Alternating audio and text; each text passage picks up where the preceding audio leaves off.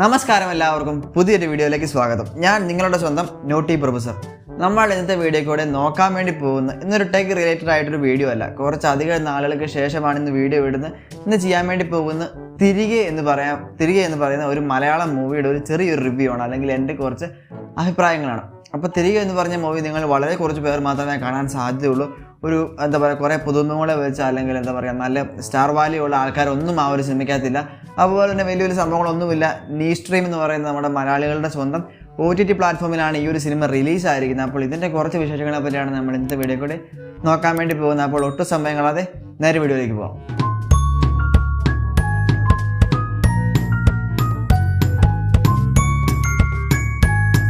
അപ്പോൾ ഈ വീഡിയോ കുറച്ച് സ്പോയിലർ കണ്ടൻസ് ഒക്കെ ഉണ്ടാവും. അപ്പോൾ അതൊക്കെ ഓർത്തോണ്ട് വേണം ഈ ഒരു വീഡിയോ കാണുകയെന്ന് ആദ്യം തന്നെ പറഞ്ഞേക്കാം. അപ്പോൾ ഈ ഒരു കഥ എന്ന് പറയുന്നത് വളരെ ഫ്രഷ് കഥയൊന്നുമല്ല. പല സിനിമകളിൽ നമ്മൾ കണ്ടിട്ടുള്ള ഒരു സാധാരണ ഒരു കഥ തന്നെയാണ്. എങ്കിൽ പോലും അവസാനം കുറച്ചുകൂടെ നല്ലൊരു ക്ലൈമാക്സും ഈ ഒരു സിനിമയ്ക്ക് ഉണ്ടെന്നുള്ളത് വലിയൊരു കാര്യം തന്നെയാണ്. അപ്പോൾ ഈ സിനിമ മെയിനായിട്ട് പറയുന്നൊരു കാര്യം എന്ന് പറയുന്നത് ഒരു ചേട്ടൻ അനിയൻ, അവരുടെ അപ്പനും അമ്മയും മരിച്ചു പോകുന്നു. അപ്പോൾ ചേട്ടന് ചെറിയ ഒരു സ്പെഷ്യൽ ചൈൽഡാണ് ഈ ചേട്ടൻ എന്ന് പറയുന്നത്. അനിയനുണ്ട്. അനിയൻ ചേട്ടനെ അച്ചാച്ചൻ എന്നാണ് വിളിക്കുന്നത്. അതാണ് നമ്മൾ അതിൻ്റെ ട്രെയിലറൊക്കെ കണ്ടിട്ടുണ്ടെങ്കിൽ മനസ്സിലായിട്ടുണ്ടാവും. അപ്പോൾ ഈ രണ്ടുപേരും അവരാണെങ്കിൽ അതിൻ്റെ ഒരു അമ്മാച്ചൻ അല്ലെങ്കിൽ അമ്മയുടെ ചേട്ടൻ അവരെ കൊണ്ടുപോയി ഓർഫണേജിൽ ചേർക്കുന്നു. ആ ഒരു ഓർഫണേജിൽ നിന്നും നമ്മുടെ ചേട്ടനെ ഒരു കുടുംബം വിളിച്ചുകൊണ്ട് പോകുന്നു, അല്ലെങ്കിൽ ദത്തെടുക്കുന്നു. അനിയനെ മാത്രം അവിടെ വെക്കുന്നു. അനിയൻ വേറെ ജോലികൾ ചെയ്തു പോകുന്നു. അങ്ങനെ അവർ രണ്ടുപേരും അവിടെ വെച്ച് സ്പ്ലിറ്റ് ചെയ്യുന്നു. കാരണം അത്രത്തോളം നല്ല ആത്മബന്ധം ഉണ്ടായിരുന്ന ചേട്ടനുമായി, അല്ലെങ്കിൽ നല്ലൊരു കുടുംബം, അവരുടെ അപ്പനും അമ്മയും മക്കളും ചേരുന്ന ചെറിയൊരു ഭാഗങ്ങളൊക്കെ ഇടയ്ക്ക് കാണിക്കുന്നുണ്ട്. അപ്പോൾ അത്രയും നല്ലൊരു കുടുംബത്തിൽ നിന്ന് അപ്പനമ്മയും മരിച്ചു പോകുമ്പോൾ അത്രയും നല്ല സ്നേഹത്തിൽ കഴിഞ്ഞിരുന്ന ആ ഒരു ചേട്ടനും അനിയനും അവിടെ വെച്ച് പിരിഞ്ഞു പോവുകയാണ്. അവിടെയാണ് ആ ഒരു സിനിമ തുടങ്ങുന്നത്.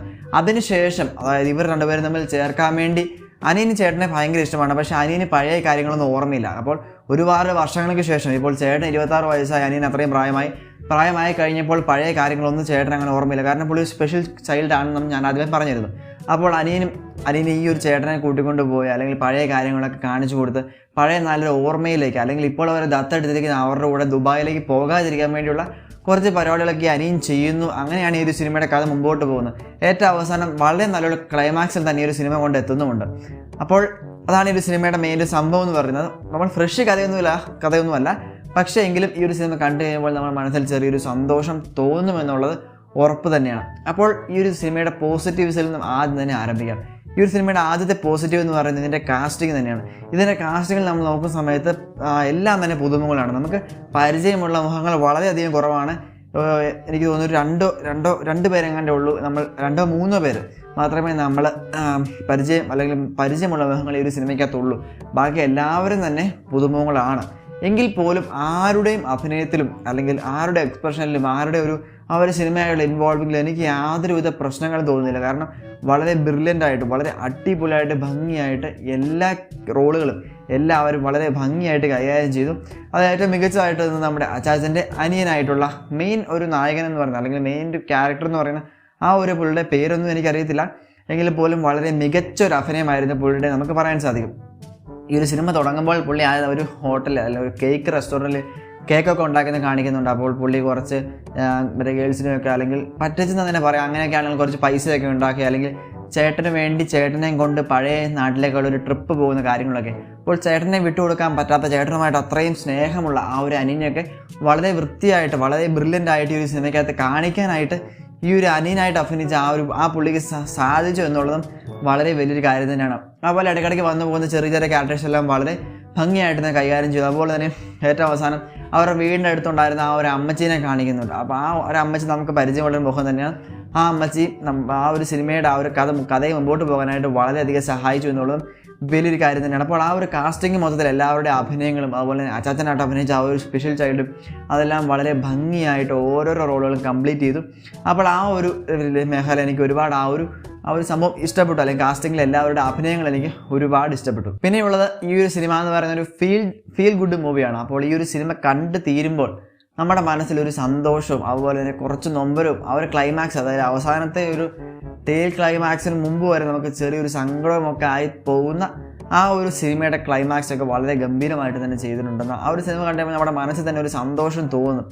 എന്ന് വെച്ചാൽ എപ്പോഴും കണ്ടോണ്ടിരിക്കാൻ തോന്നുന്ന ഒരു സിനിമയല്ല. ജസ്റ്റ് ഒരു തവണ അല്ലെങ്കിൽ അത് കൂടുതൽ ആർക്കും അത് കാണാൻ തോന്നുന്നില്ലെങ്കിൽ പോലും നമ്മുടെ മനസ്സിൽ പതിയുന്ന ഒരു ചിത്രം തന്നെയാണ് ഈ ഒരു ഓർമ്മ തിരികെ എന്ന് പറയുന്നത്. അപ്പോൾ അവൾ പഴയ ഓർമ്മകളിലേക്കുള്ള ഒരു തിരികെ പോക്കാണ് ഈ ഒരു സിനിമയുടെ മെയിൻ പ്രമേയം എന്ന് പറയുന്നത്. അപ്പോൾ ആ ഒരു കാര്യം എനിക്ക് വളരെയധികം ഇഷ്ടപ്പെട്ടു. പിന്നെ കാര്യമായിട്ട് വലിയ കാര്യങ്ങളൊന്നുമില്ല, സാധാരണ ഒരു സിനിമ തന്നെയാണ്. പിന്നെ നെഗറ്റീവ്സായിട്ട് അങ്ങനെ വലിയ കാര്യങ്ങളൊന്നും എനിക്ക് തോന്നിയില്ല. അപ്പോൾ സാധാരണ കണ്ടിട്ടുള്ള കഥ എന്ന് പറയുന്നതിലുപരി കുറച്ചുകൂടി നല്ലൊരു ക്ലൈമാക്സ് കൊടുത്തിട്ടുള്ള നല്ലൊരു കഥ എന്ന് തന്നെ പറയേണ്ടിയിരിക്കുന്നത്. അപ്പോൾ ഈ ഒരു സിനിമ മൊത്തത്തിൽ എനിക്ക് വളരെയധികം ഇഷ്ടപ്പെട്ടു. അല്ലെങ്കിൽ നല്ലൊരു ഫീൽ ഗുഡ് മൂവി, നല്ല നമ്മുടെ കണ്ടു കഴിയുമ്പോൾ നമ്മുടെ മനസ്സിൽ കുറച്ച് സന്തോഷവും കുറച്ച് നൊമ്പരവും ഒക്കെ ഒരുമിച്ച് വരുന്ന നല്ലൊരു സിനിമയായിട്ട് തന്നെ ഈ തിരികെ എന്ന് പറയുന്ന സിനിമ നിങ്ങൾക്ക് വേണ്ടി ഞാൻ റെക്കമെൻഡ് ചെയ്യണം. അപ്പോൾ ഇതിൽ കണ്ടിട്ടില്ല, നിങ്ങൾ ആരെങ്കിലും ഈ ഒരു സിനിമ കാണണമെന്ന് വിചാരിച്ചിരിക്കുന്നവരുണ്ടെങ്കിൽ ജസ്റ്റ് ഒരു തവണത്തേക്ക് വേണ്ടി ആ ഒരു സിനിമ ഒന്ന് കണ്ടു നോക്കുക. വളരെ വലിയൊരു സംഭവമാണെന്ന് ഞാൻ പറയത്തില്ല, കണ്ടു കഴിഞ്ഞാൽ നിങ്ങൾക്ക് ഒരിക്കലും മിസ്സാക്കാൻ പറ്റില്ലാത്തൊരു സിനിമയാണെന്ന് ഞാൻ പറയത്തില്ല. പക്ഷേ കണ്ടു കഴിയുകയാണെന്നുണ്ടെങ്കിൽ നല്ലൊരു ഫീൽ കിട്ടും. നല്ലൊരു ഫീൽ ഗുഡ് മൂവി എന്ന് പറയുന്ന ആ ഒരു പേരിനോട് ആ ഒരു കൂറ് പുലർത്തുന്ന ഒരു സിനിമ തന്നെയാണ് തിരികെ എന്ന് പറയുന്ന ഈ ഒരു മൂവി എന്ന് പറയുന്നത്. അപ്പോൾ ഈ ഒരു മൂവിയുടെ റിവ്യൂ ഞാനിവിടെ വൈൻഡപ്പ് ചെയ്യാൻ പോവുകയാണ്. നിങ്ങൾക്ക് എല്ലാവർക്കും ഇഷ്ടമാകുമെന്ന് വിചാരിക്കുന്നു. അപ്പോൾ ഞാൻ ഈ ഒരു പറഞ്ഞ റിവ്യൂ കണ്ടിട്ട് ഈ ഒരു സിനിമ കാണാൻ പോകുന്നവരൊക്കെ ഉണ്ടെങ്കിൽ ഉറപ്പായിട്ടും താഴെ നിന്ന് കമൻറ്റ് ചെയ്ത് വെച്ചേക്കാം. അതുപോലെ തന്നെ ഈ ചാനൽ ആദ്യമായിട്ട് കാണുന്ന ആരെങ്കിലും ഉണ്ടെങ്കിൽ ചാനൽ സബ്സ്ക്രൈബ് ചെയ്ത് വെക്കാൻ, നോട്ടിഫിക്കേഷൻ ബെൽ ഓളാക്കി വയ്ക്കാനും മറക്കരുത്. അപ്പോൾ നമുക്ക് അടുത്തൊരു വീഡിയോ കാണാം. ബൈ.